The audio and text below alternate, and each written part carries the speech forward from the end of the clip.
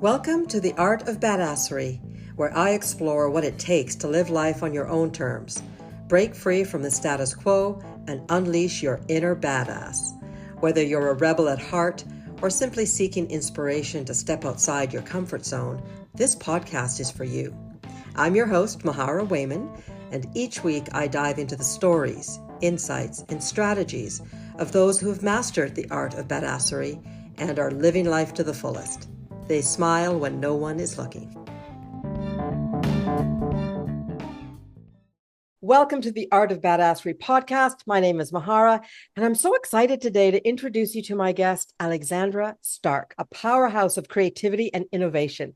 She hails from Germany, grew up in the Canary Islands, and has studied in both Berkeley and France. Fluent in 4 languages and coaching in 3, she's passionate about helping ambitious female entrepreneurs craft powerful personal brands and design businesses that align with their unique vision.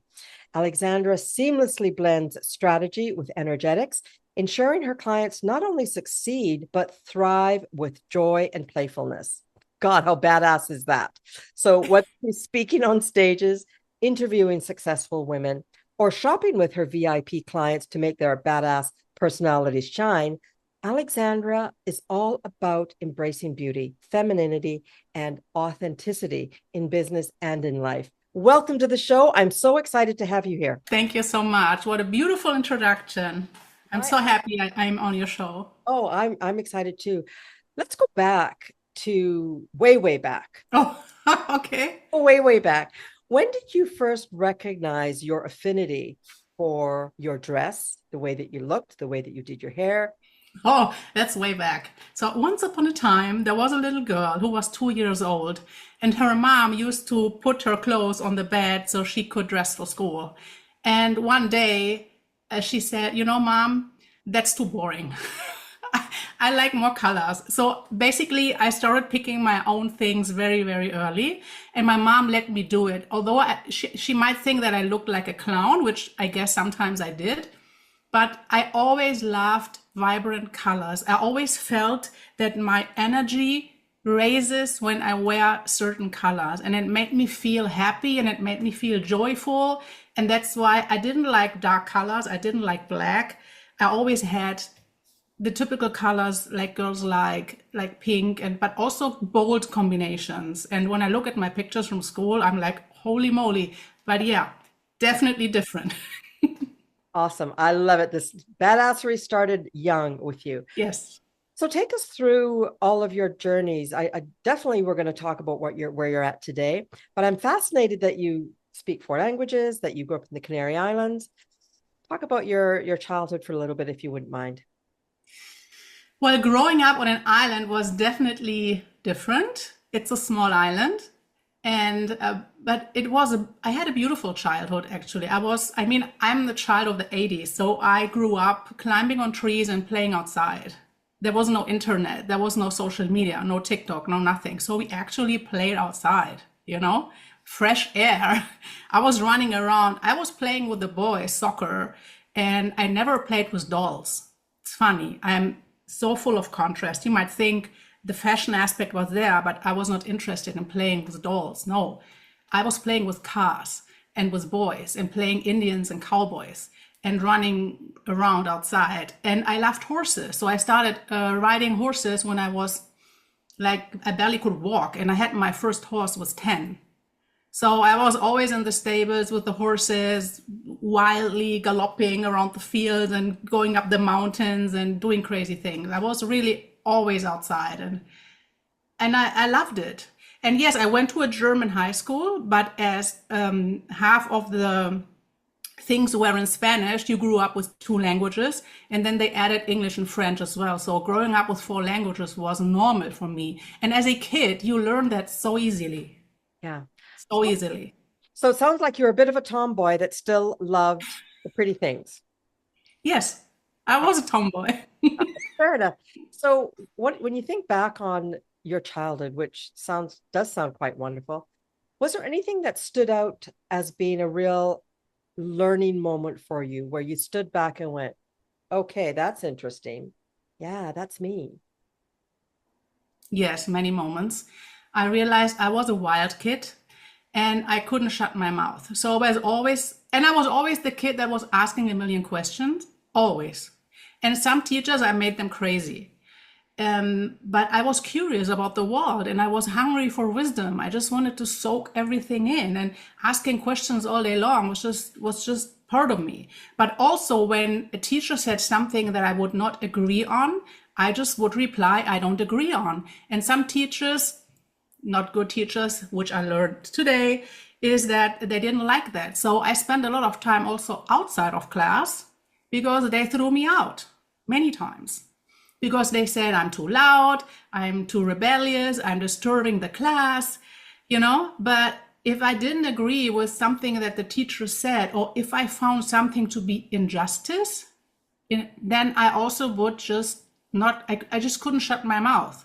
And that brought me into a lot of trouble. But I noticed also that I have a high sense of justice and that I don't like to say yes when everybody's saying yes, but I don't agree with it. Just to go with the masses. I learned that I learned, and then of course now I know that's my badass. But as a kid, you don't know what is a badass. So for a while I thought there was something wrong with me because everybody is like a good girl and doing good things, and I'm different. So did you learn that though? And thank you for sharing. But was that trait something that was encouraged by your parents? Did you learn to ask questions because your parents told you to and encouraged it? Or maybe you watched somebody close to you do that? Where did that come from? Because to your point, most of us just do what we're told because we don't want to get in trouble, right? I don't want a spanking. I don't want to get a licking. I don't want to get yelled at. I got yelled at and spanked. Yeah, me too. So I don't know. My parents were very busy. So basically I grew up with a nanny. Okay. So, and yes, they encouraged me to ask questions, but they didn't always have the patience to answer all those questions. So many times I was left with in a loop, like, okay. But I read a lot of books. I mean, I read so many books, like 2-3 books a week. I would close myself in a room when I was not outside with the horses and read and read and read and read and read. And it was like for me going in a fantasy world and having adventures and being the hero of the story and conquering things. So I always had this adventurous side and always felt like I want to travel and see the world and have adventures. And I loved movies like Indiana Jones and James Bond, I always laughed, and I wanted to be a spy when I grew up, or like a traveling archaeologist like Indiana Jones. That was my goal. Oh, good. So it's interesting because I had a guest previously that, and we talked about the connection between imagination and badassery. And what I'm hearing is something very similar with you, is that you love to read and you had an imagination, which often comes from reading. So if you want to be badass, there's lots of things you can do, but really giving yourself permission to dream and to imagine and to question is a great start, just in case anybody listening is wondering. And by the way, I grew up with James Bond as well. I'm not a child of the 80s. I'm a child of the 70s. And I'm from Jamaica. And one uncle in particular, was an extra in a James Bond movie. And because quite a few movies were filmed in Jamaica. Yes. Like total. The very old ones, the good ones. Oh, the very good ones. So I can appreciate your love of Bond and Indiana Jones. Okay, so you have had a childhood that was filled with badassery and excitement and questioning. Where did you go next as a young adult? Well, when I finished high school, I had the choice to either go back to Germany or to study in Spain.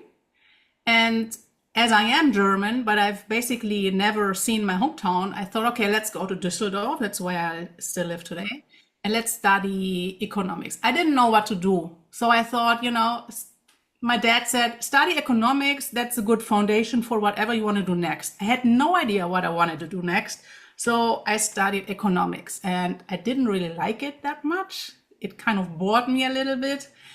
But okay, I finished it and then I started my first job in a big company that has nursing homes and assisted living, and I was in the marketing department. So I found out that I liked marketing and PR, which is more compelling to me than anything else that has to do with numbers. And, I'm more like a right-brained person. I like languages and anything that involves creativity.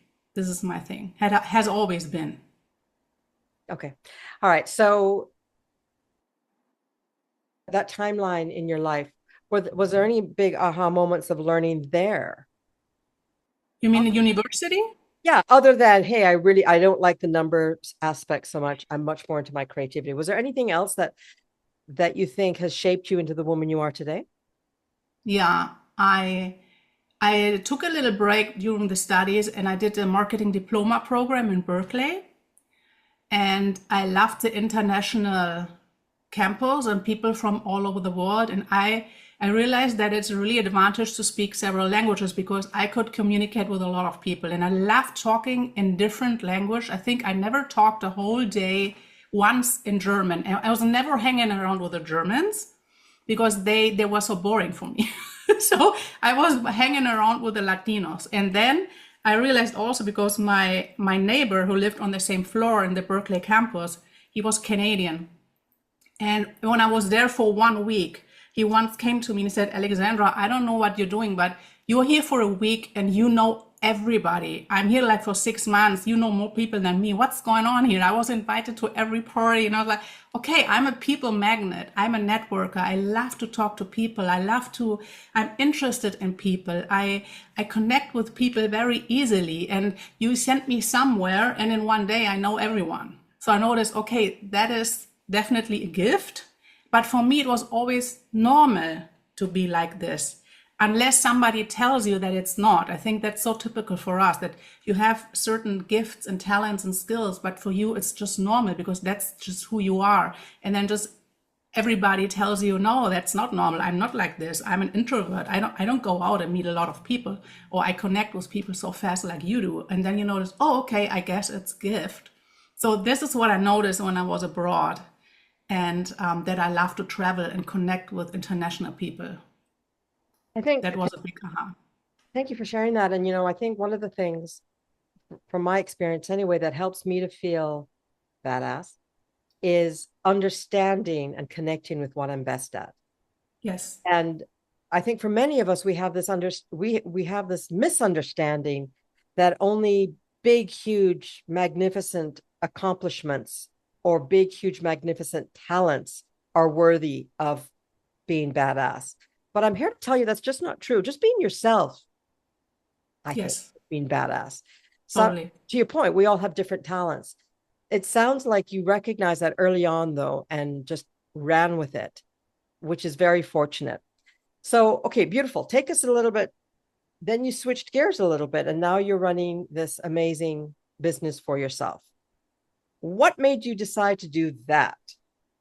Oh, that was a long journey. So when I was an employee, I was basically happy with what I was doing, although I noticed that I'm not happy having someone telling me what to do.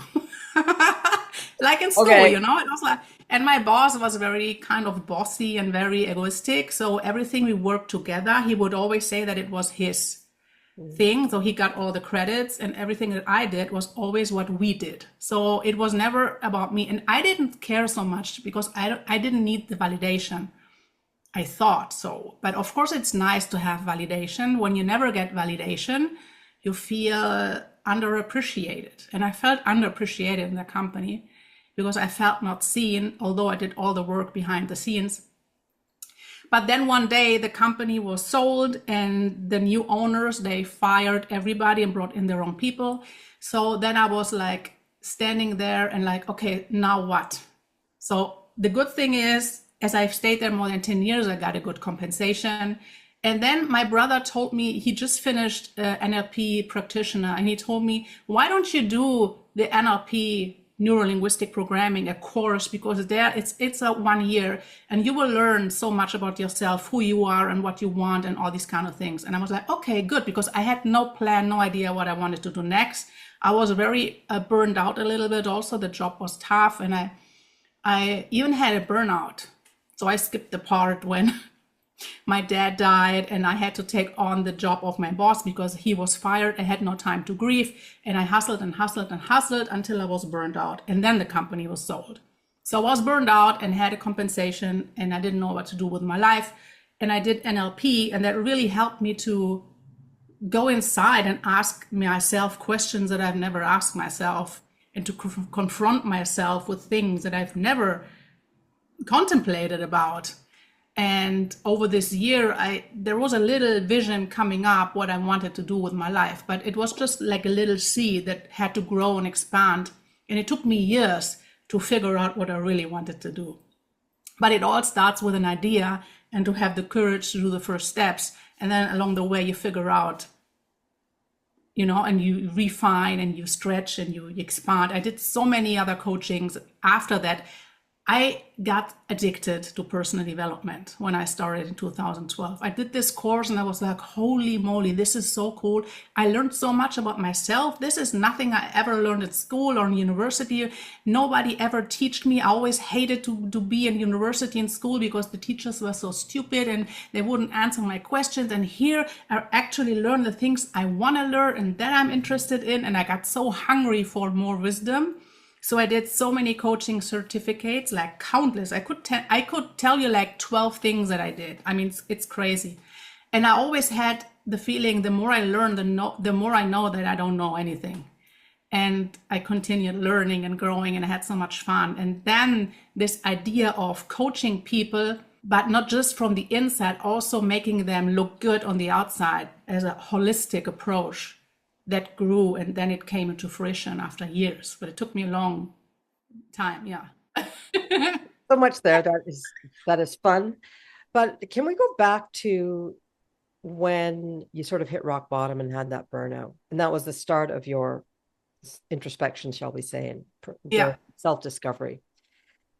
But during that burnout time, can you just share with us how you made it? How you came out on the other end? Because I think, up until that point in the story, you've been, your energy's high, life is good, you do what you want, you speak lots of languages, you travel, you've got this very positive life. Then, crap happened. And Yeah. And not only one time. Yeah, no, it kind of piled on top of each other, which is very, I don't want to say normal, but that's life, right? Life is never a fairy tale all the way through. So if you wouldn't mind, just share a little bit with us on how you navigated the tough times, even though you ended up being burnt out. What was it that held you through that difficult period? So navigating through that difficult period was difficult because it was before I started my personal development journey. And I had no idea how to handle emotions and how to process emotions. And I felt like I was totally alone because I had this tinnitus coming in, the ear sounds on both ears. And it was so loud, and it was there from one day to the other, and it wouldn't go away. I still have it today. And can you imagine like having sounds in your ears 24 hours a day, and you can never chill, you can never relax, it's always loud? I was going crazy. I was really about to jump from the balcony, and I was so bad because I couldn't sleep, I couldn't eat, I was going crazy. And my doctor, he sent me to a clinic for 3 weeks, expanded for 5. And they did all kinds of crazy things, like giving you injections with cortisone, which didn't bring anything. And then they had this deep compression sickness thing where they put you in for a couple of hours a day.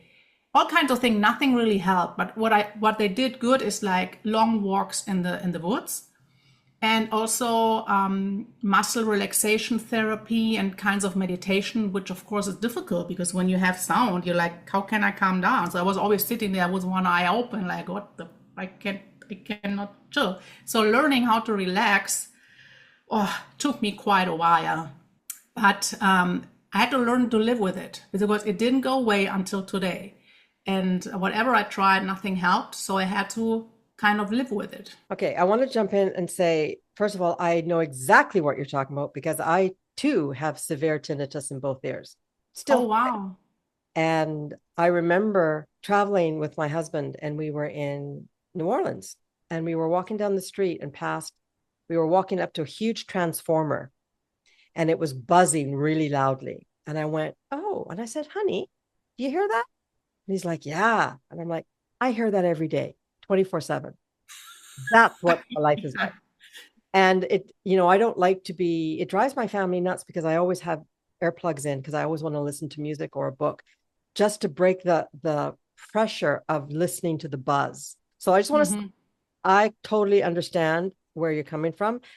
So it was tough to navigate the burnout. And it was, of course, before your journey into your growth. But was there one thought that really held you through that time, or one deep knowing that held you through that time?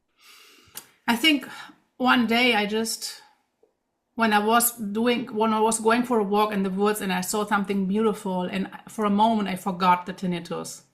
And then I realized, okay, when I focus on it, it becomes worse. When I distract myself with beautiful things and I lose the focus on it, it feels better.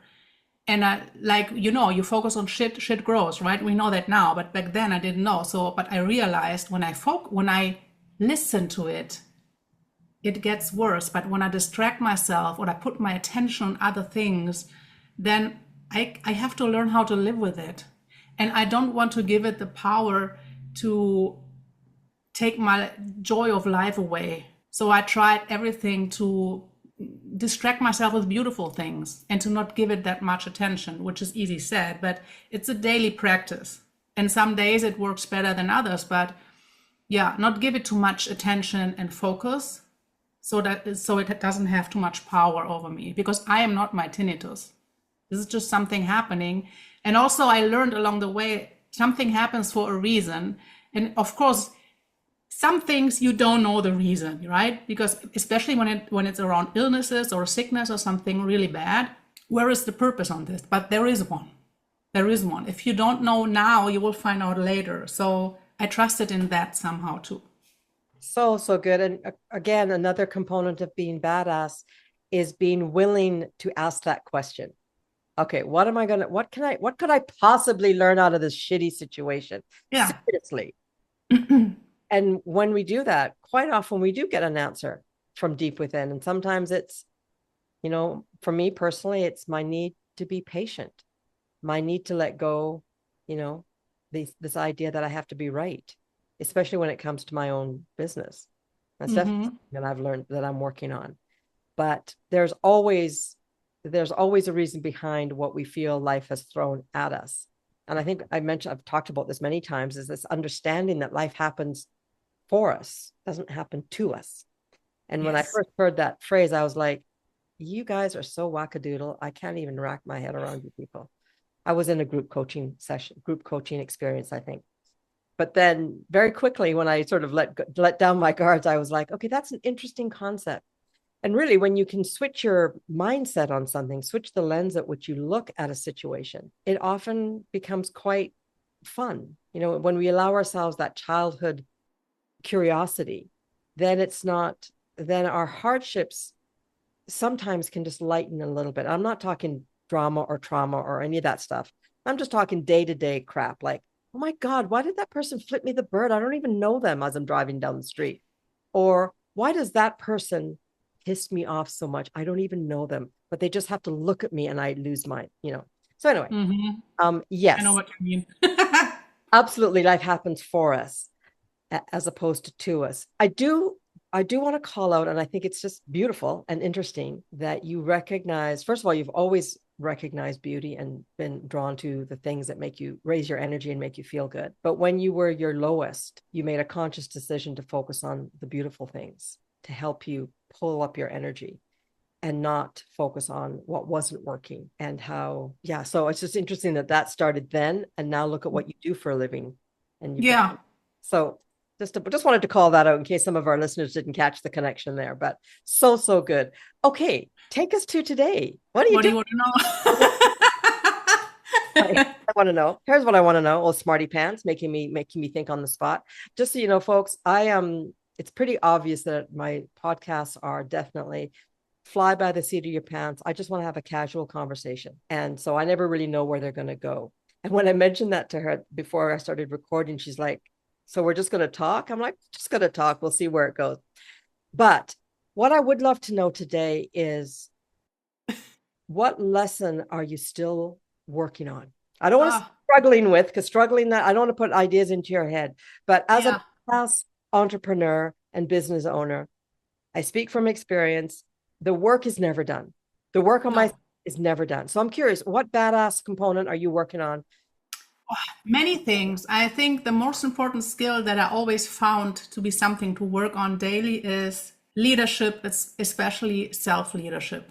So leading yourself through difficult situations, having self-responsibility. This is a big one, because I tend to give everybody else, the reason why things didn't work out, external things, and to learn that it's personal power, that it has to do with myself, and I have to find the thing in me and not finding the reasons outside of me, aka excuses, is still a big learning. And whatever something is happening, being radical honest with yourself, don't lie to yourself, and being self-responsible for everything you do and you think. It starts with thinking and then with doing.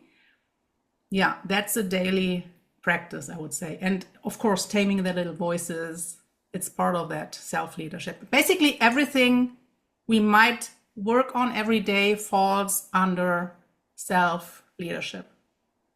So when you say self-leadership, connection with this concept of radical responsibility? Yes. It's about not giving away your power, not letting anyone else pulling the power away from you, and also embracing the ups and downs in life, learning to embrace the challenges, learning from them, extracting the lessons and using them for the highest good of all. That's why when you say finding the good in the good in the bad, it's like I always say, the hard words, I find gold in the shit. And today my mindset is like, bring me more shit, because I learn so much from the shit, and I find the gold nuggets and I use it. And it's lessons for myself and for my student. It is, if life is too smooth, it's boring.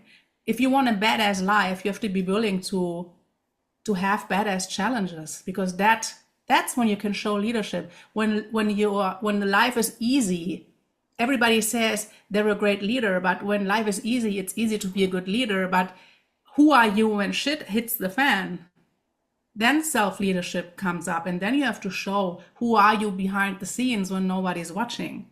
Absolutely. On social media, everybody looks like a pretty don't even go there leader, but I know so many people that behind the scenes nothing is embodied.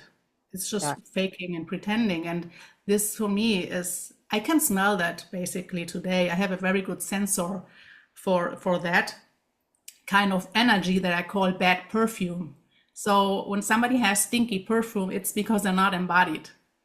Oh my God, you're hilarious. I want to go back to something you said earlier, though, which was about sort of recognizing your power and, yes, owning your power.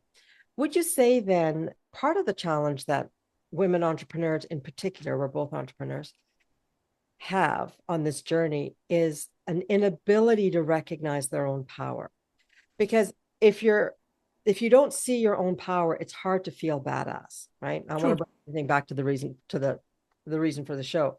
So what are some ways that you think we can tap into our own power if we are questioning whether or not we even have any?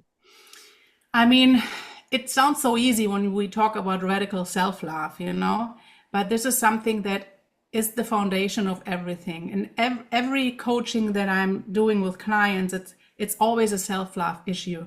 And because everything that we, especially women, because I work with women only, so everything that women have been taught along the way, and that, is to hide and suppress as a child, all the don't do this, don't do that, don't be too loud, hello, me in school, don't be too loud, don't ask too many questions, don't be this, do that. So we have been suppressed for so long, so that growing up and faking it and wearing a mask, becoming an unreal version of ourselves, and being this washed out, numb, good girl version of ourselves, and pacifying everything that makes us feel alive.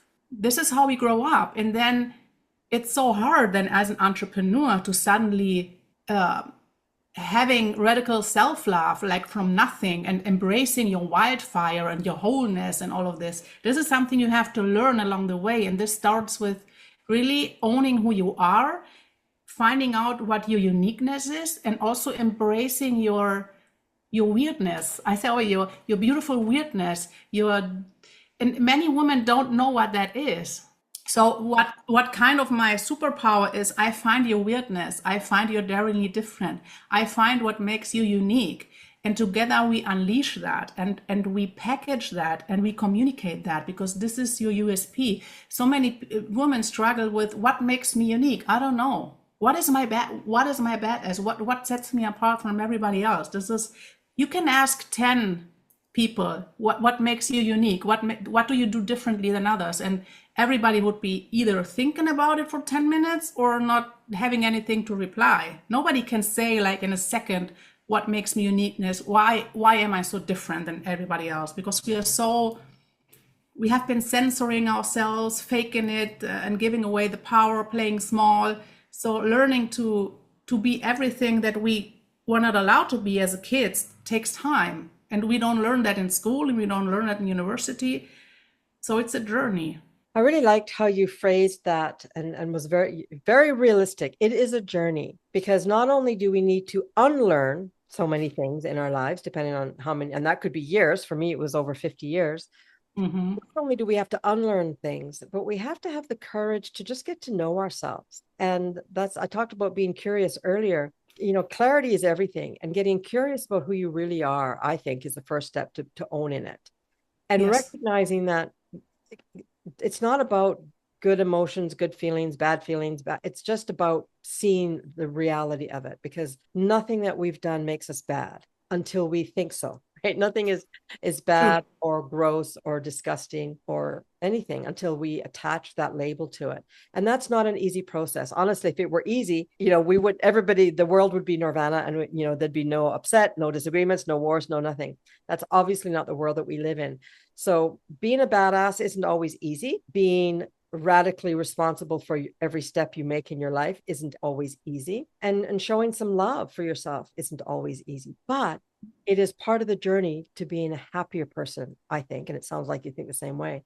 So Yes. What are a couple of things that you would like to share as tips for feeling badass on a daily basis, or just feeling beautiful? Well, it starts with embracing your flaws, or the things that you think are flaws, or that people might tell you are flaws, because this is what makes you special. And it's about rediscovering yourself every day and finding out who you are, being curious, asking questions, being unapologetically you, and not attaching any limits, I don't know, not trying to be perfect. I mean, perfectionism is something that hold me back a long time. It's a big one. But the only thing that perfectionism leads to is procrastination, and you feeling stuck because you feel, I can't do this because this is not perfect. This is not perfect. But what is perfect? Nothing is perfect. Perfection is an illusion, and it's boring. No badass woman is perfect. Perfection is boring. So just do one move every day, perfectly imperfect, embrace it. And when you fall flat on your face, go up and try it again. Learn, extract the lessons, use them, grow, and go on. And this is what brings confidence along the way. And the more you fall on your face, the better, because the more lessons you can have. And with more lessons, you can expand and grow and become better. So embrace doing mistakes, which are not mistakes. And I don't call it failing. I say falling forward. And it's a totally game changer. And yeah, just stop talking yourself out of things, being in your head too much, overthinking. Listen to your heart, listen what your spirit really wants, because most of the time, also listen to your body. This is also a good one. What I really had to learn, I was so in my head many years. I really had to learn to connect to my body and to my intuition. And I'm a sacral authority in human design. So it's either a hell yes or a no. There is nothing in between. And I have to listen to myself. So when I saw The Art of Badassery, for example, I don't even remember where I saw it, The Art of Badassery. I was like, what a cool title. Let's apply.